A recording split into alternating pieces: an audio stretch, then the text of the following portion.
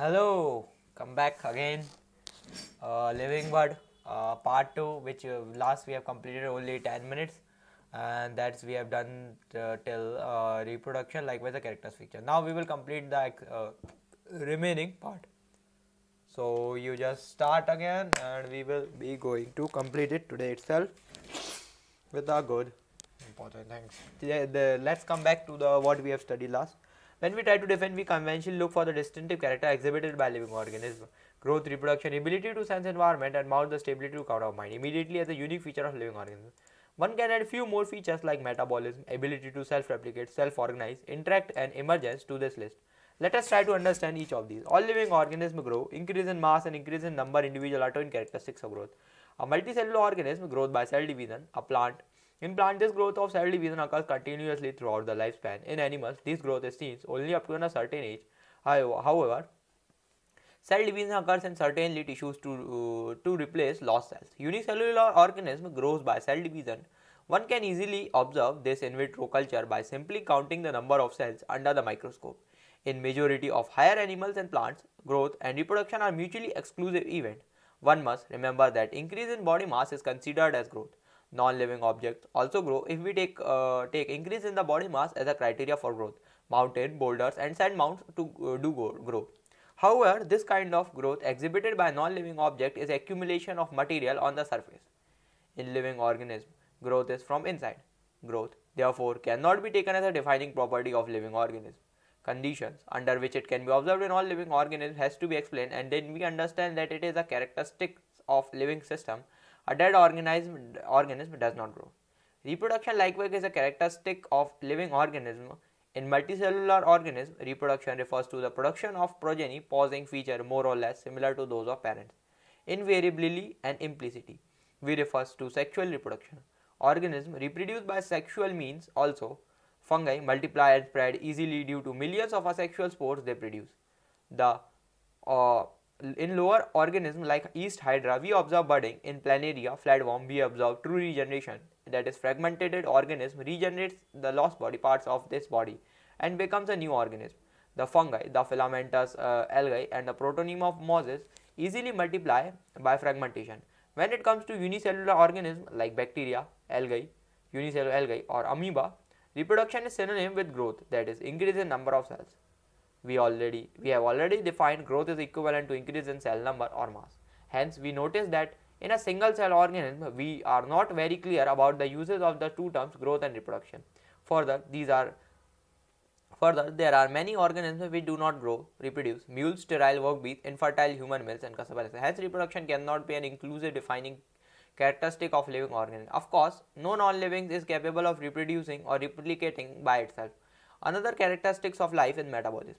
All living organisms are made up of chemicals. These are small, big, and belonging to the various class, size, function, etc. are constantly being made and changed into some other biomolecules. These conversion or chemical reactions are metabolic reactions. There are thousands of metabolic reactions occur simultaneously inside all living organisms, be they unicellular or multicellular.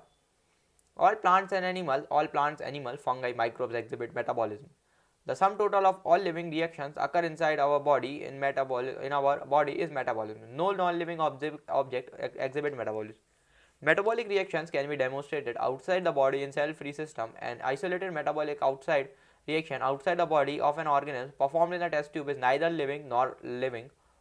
Hence, while the metabolism is a defining feature of all living organisms, without an exception, isolated metabolic reactions in vitro are not living things, but surely living reactions.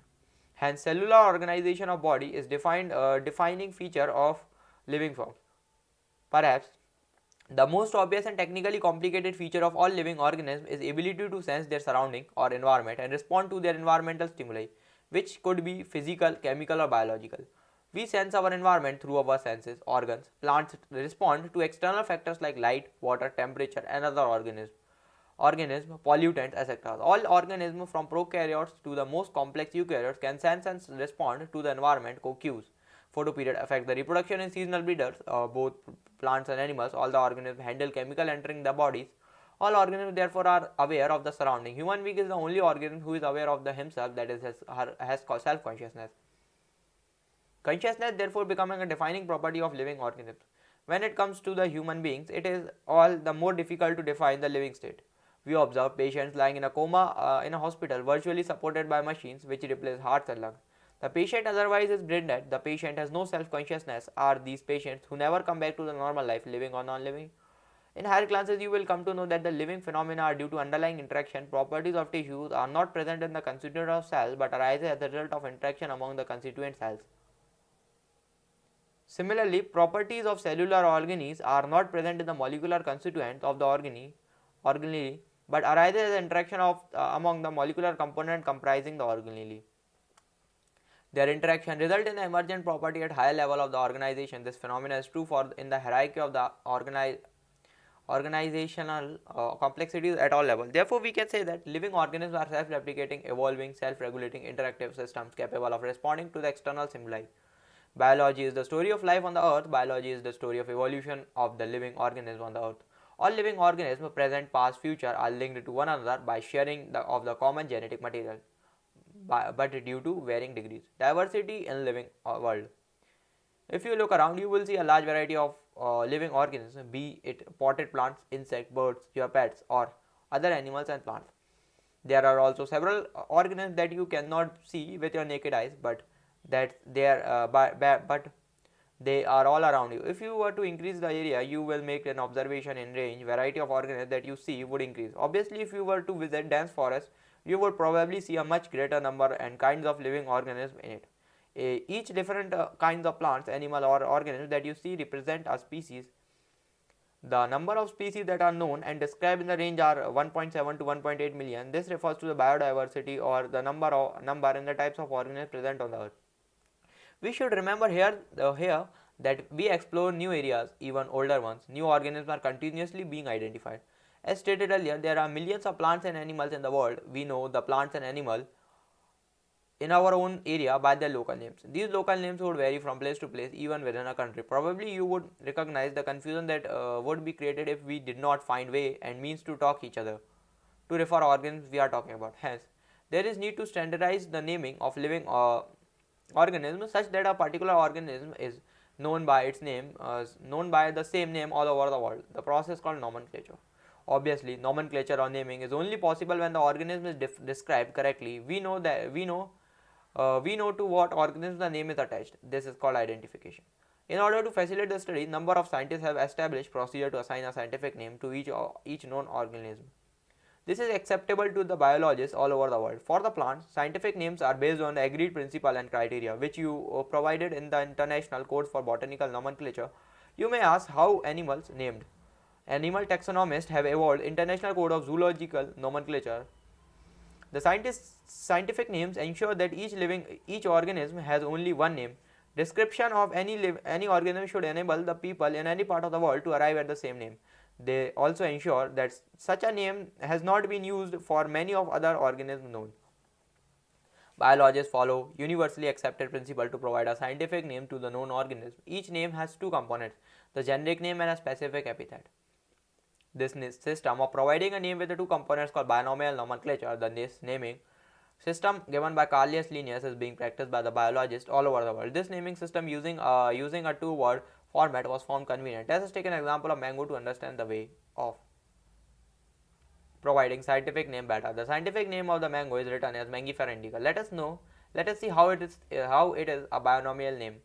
In this name, Mangifera represents the genus, while indica is a particular species or a species specific epithet.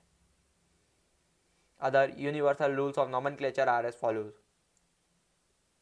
Biological names are generally in Latin and written in italics. They are Latinized or derived from the Latin irrespective of the origin.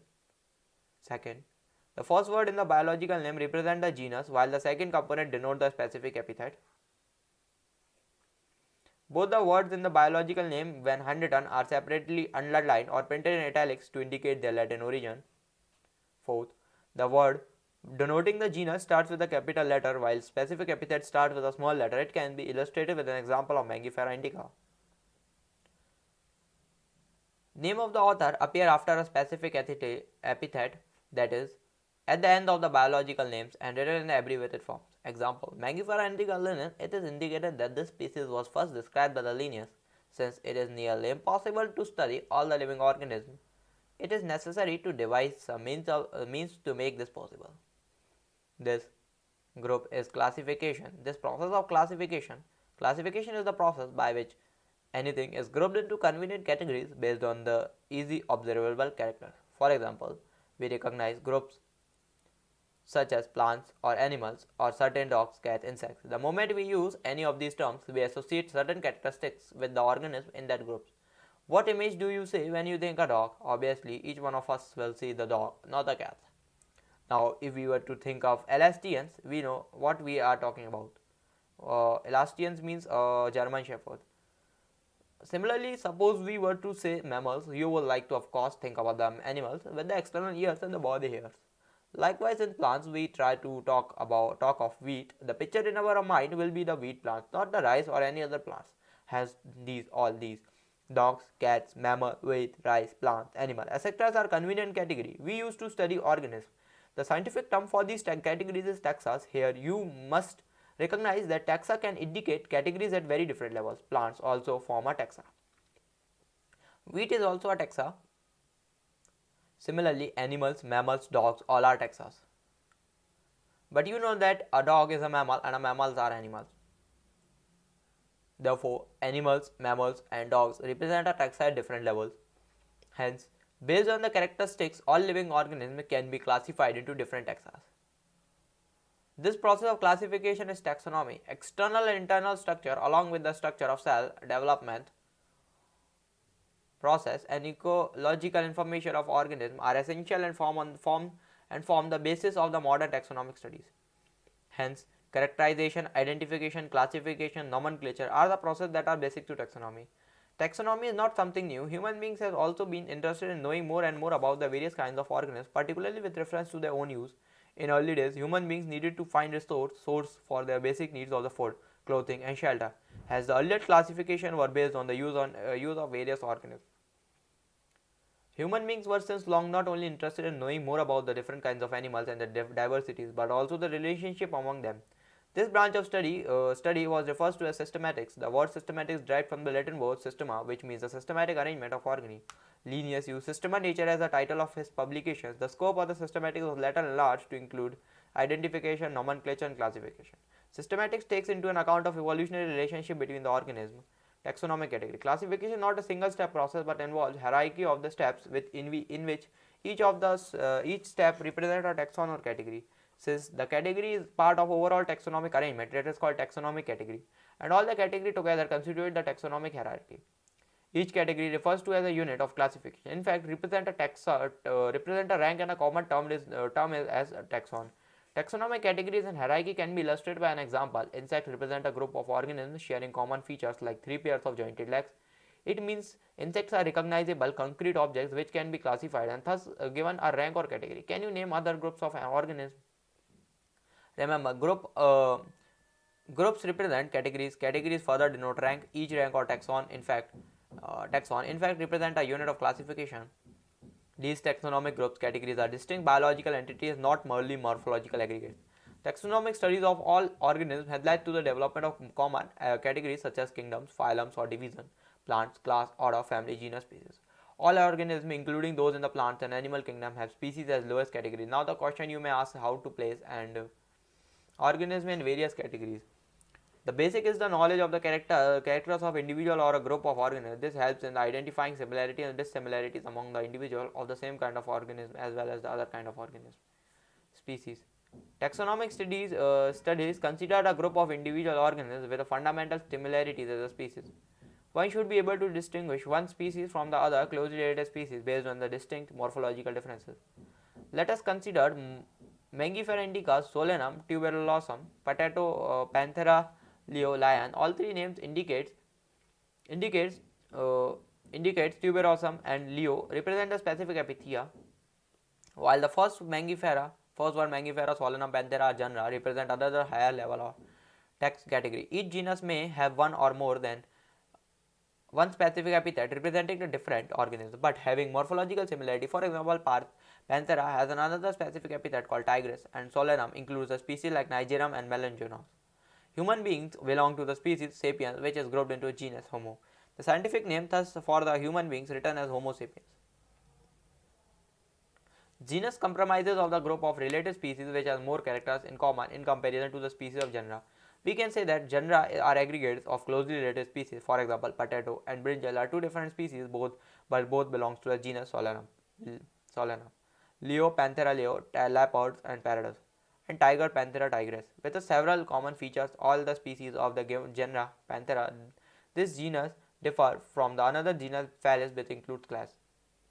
The next category is family, has a group of related genera with still less number of similarities compared to that of genus and the species. Families are characterized on the basis of the both vegetative and reproductive features of the plant species among plants. For example, the three different genera Solanum, Petunia, Datura are placed in the family Solanaceae. Among animals, for example, genus Panthera comprising lion, tiger, leopard is put along with genus. Felis cat is the family Felidae. Similarly, if you observe the feature of a cat and a dog, you will find similarities and some differences as well. There are separated two different families, Felidae and Canidae respectively. Order, class, phylum, taxonomic and herbarium, zoological parts, key, and then summary. Now over for now. We will continue in next part.